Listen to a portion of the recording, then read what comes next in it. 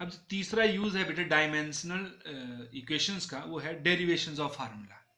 ठीक है, तो इसको हम, और ये डेरिवेशन ऑफ फार्मूला ये भी प्रिंसिपल ऑफ होमोजीनिटी के ऊपर ही बेस्ड होता है कि जो लेफ्ट साइड के जो डायमेंशंस होते हैं of various quantity is equal to dimensions of right hand side. ठीक है, तो हम ये एग्जांपल ले रहे हैं, एग्जांपल ये आते हैं इसमें कि derive N expressions for time period, किसके लिए डिराइव करनी है हमने एक्सप्रेशन, टाइम पीरियड के लिए, of simple pendulum which depends upon, ये टाइम पीरियड के लिए एक्सप्रेशन निकालनी है, which depends upon mass of M, length of pendulum cap small L and acceleration due to gravity G. तो मतलब हमें ये दिया गया है कि जो टाइम पीरियड है पेंडुलम का वो इन फैक्टर के ऊपर डिपेंड करता है, 3 फैक्टर के ऊपर, तो हमने उसके लिए एक्सप्रेशन निकालनी है। तो सबसे पहले बेटा ध्यान देना है, हम लिखते हैं सॉल्यूशन में जब भी लेट लेट किसके लिए एक्सप्रेशन निकालना है, टी, जिसके लिए निकालना है टी इज प्रोपोर्शनल टू, किस किस के ऊपर डिपेंड करता है, मास, लेंथ और टाइम, एम, एल और जी। लेकिन हमें ये नहीं पता है बेटा कि उसकी कितनी पावर के ऊपर डिपेंड कर रहा है।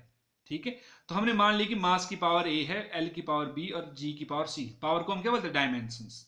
ठीक है, जो टाइम है एम के डायमेंशंस ए हैं, एल लेंथ के बी हैं और जी के सी हैं। और हम जो प्रोपोर्शनलिटी इसको हटाते हैं, टी इज इक्वल टू के, एम की पावर ए, एल की पावर बी और जी की पावर सी। और के क्या है यहाँ पर, ये डायमेंशन लेस कांस्टेंट है, किसका, प्रोपोर्शनलिटी के लिए लगाते हैं, dimensionless constant of proportionality.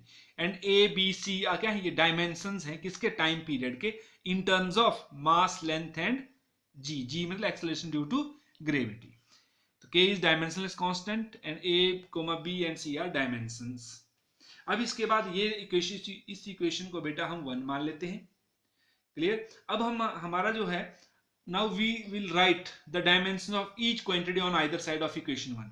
ठीक है, now writing the dimensions of either side of equation 1, इन सब जो भी इक्वेशन के राइट और लेफ्ट साइड है उनकी हमने डायमेंशंस लिखने हैं। देन वी गेट, तो टाइम पीरियड के जो डायमेंशन तो टाइम के होते हैं, टाइम, लेकिन बाकी सारे फैक्टर क्या होंगे, जीरो, एम की पावर भी जीरो, एल की पावर जीरो, टी 1 होता है, टाइम पीरियड टी होता है। ठीक है, अभी यहां पर देखो के तो डायमेंशन लेस है, मास के क्या होंगे बेटा, एम ही होते हैं, तो एम की पावर क्या है ए, लेंथ के एल ही होते हैं, एल की पावर बी है, और जी, जी क्या होता है, एक्सेलरेशन ड्यू टू ग्रेविटी, मतलब एक्सेलरेशन के होते हैं, एक्सेलरेशन के जो डायमेंशन होते हैं एल टी माइनस टू, और की पावर कितनी है, जी की पावर सी, तो इसकी जो डायमेंशन की पावर भी सी आ जाएगा। अब बेटा ये तो वैसे ही, ये जो लेफ्ट के तो वैसे लिख दें, M zero L zero T is equal to, अब देखो मास ए की बार है, बाकी तो नहीं है, तो एम की पावर कितनी आ जाएगी ए, एल यहाँ पर कितनी है बी है, यहाँ पर भी एल है, जो सी है ये इसकी पावर भी आएगी और इसकी पावर भी आएगी, तो यहाँ पर एल की पावर बी है और यहाँ पर एल की पावर कितनी आएगी, सी। तो कितना हो जाएगा बेटा, एल की पावर टोटल कितनी है, बी प्लस सी, क्योंकि जब मल्टीप्लाई करते हैं तो पावर ऐड हो जाती है। और टाइम की पावर माइनस टू की पावर सी है बेटा, तो पावर की पावर तो मल्टीप्लाई होती है, टी की पावर माइनस टू इंटू सी, माइनस टू सी, ये आ गई। अब बेटा हमने पढ़ा है प्रिंसिपल ऑफ होमोजेनिटी अप्लाई करेंगे यहाँ पर, कि जो लेफ्ट साइड के जो डायमेंशन होते हैं वो राइट साइड के भी डायमेंशन के बराबर हैं, ये तभी इक्वल होंगे। अब देखो जो मास की पावर यहाँ है वो भी दो लेफ्ट की राइट के बराबर होनी चाहिए, तो मास की पावर सेम होनी चाहिए, लेंथ की पावर सेम, टाइम की पावर भी सेम। तो मास की पावर यहाँ पर ए है, तो यहाँ पर कितने, जीरो, तो ए की वैल्यू कितनी आएगी on comparing, M is A is equal to, यहाँ जीरो तो ए, यहाँ ए है तो ये भी क्या होना चाहिए, बराबर होना चाहिए, A must be equal to zero. अब बी प्लस सी, यहाँ पर कितने लेंथ की पावर जीरो, तो बी प्लस सी भी क्या होना चाहिए, जीरो। तो यहाँ से बी इज इक्वल टू कितना आ जाएगा, माइनस सी। अब यहाँ तक भूल जाओ। फिर यहाँ पर टाइम की पावर सेम होनी चाहिए, T is equal to minus two C, और यहाँ पर टी की पावर कितनी है, वन, लिखते नहीं हम, टी की पावर वन है, तो माइनस टू सी किसके बराबर चाहिए, वन के बराबर, minus two C is equal to one. तो यहाँ से सी कितना जाएगा बेटा, टू इधर जाएगा तो माइनस वन बाई टू। अब सी की वैल्यू यहाँ पुट कर दो, क्योंकि B is equal to minus C है, तो सी की जगह माइनस एक बटे दो भरेंगे, तो यहाँ पर माइनस एक बटे दो, माइनस और माइनस प्लस, बी की पावर एक बटे दो, और ए जीरो है, बी की पावर बी एक बटे दो आ गया, और सी माइनस एक बटे दो। अब ये जो ए बी सी की वैल्यू हमें आ गई, तो हम इन वैल्यू को कहाँ पुट करेंगे, इक्वेशन 1 में।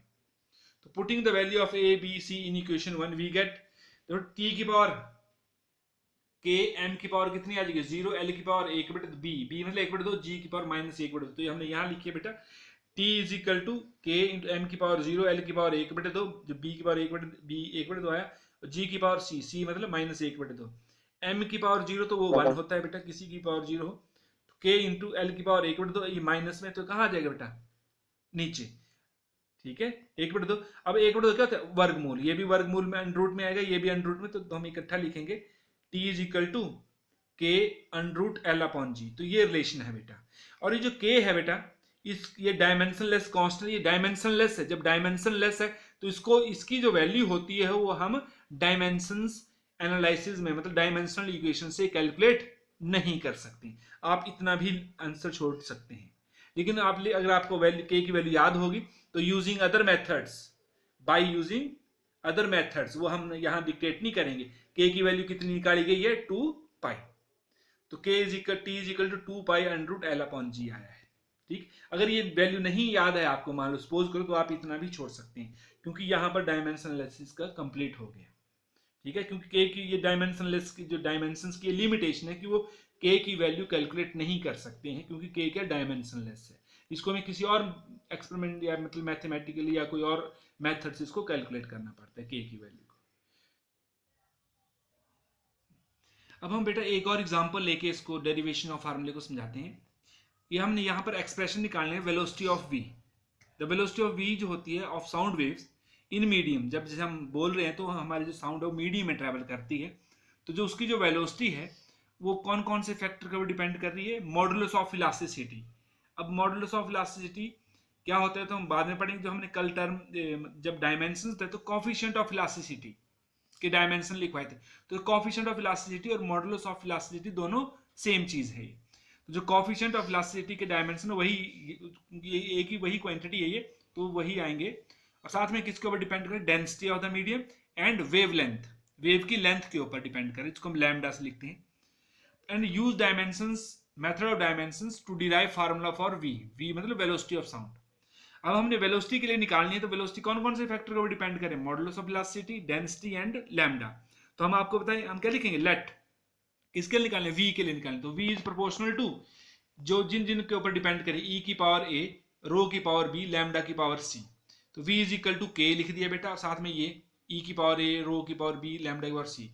k क्या है, ये वो तो वही एक डायमेंशनलेस कांस्टेंट ऑफ प्रोपोर्शनलिटी, इसके कोई भी डायमेंशन नहीं।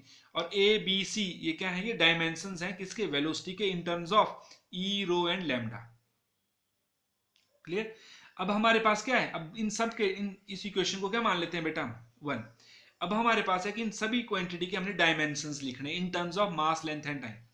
तो using now writing the dimensions of either on either sides of equation 1 we get velocity क्या होता है, एल टी माइनस 1। तो बेटा हमने जो लेफ्ट है उसको उसमें मास भी इंट्रोड्यूस करना है, तो मास की power 0, m0 L T minus 1।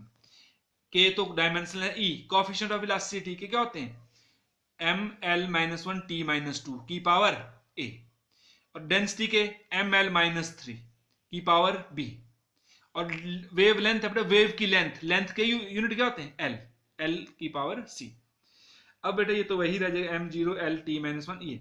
अब मास की पावर देखना है, मास की पावर यहाँ पर कितनी है, ये a है, तो a इसकी भी है, इसकी भी है, इसकी भी है, तो m की पावर a, यहाँ पर भी मास है तो यहाँ पर मास की पावर b भी है, तो टोटल पावर कितनी बन जाएगी मास की, a प्लस b।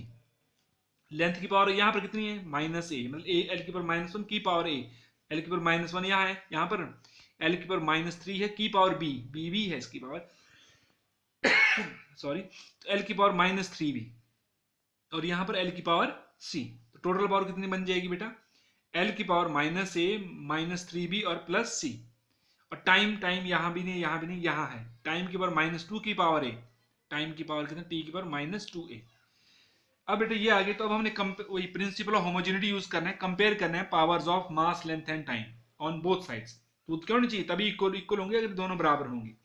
तो ध्यान दो, a प्लस बी, यहाँ मास की पावर a प्लस बी है, तो यहाँ पर कितने 0, तो मतलब a plus B must be equal to 0, और a is equal to minus B, अभी यहाँ नहीं है, a is equal to minus B. और ये minus a minus 3b plus c किसके बराबर है, लेंथ की पावर यहाँ पर 1 है तो ये 1 आना चाहिए, इसके बाद बोल दो।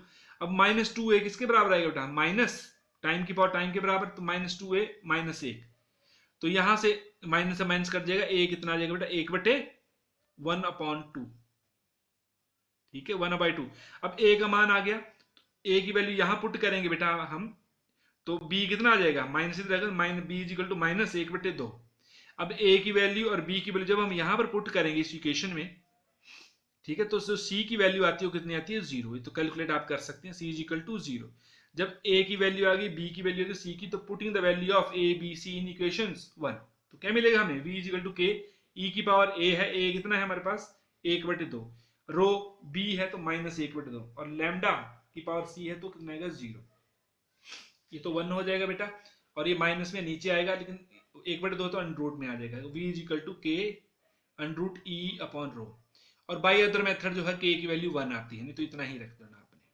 तो ये था बेटा derivations of formula by using dimensional analysis. Clear? Okay, thank you.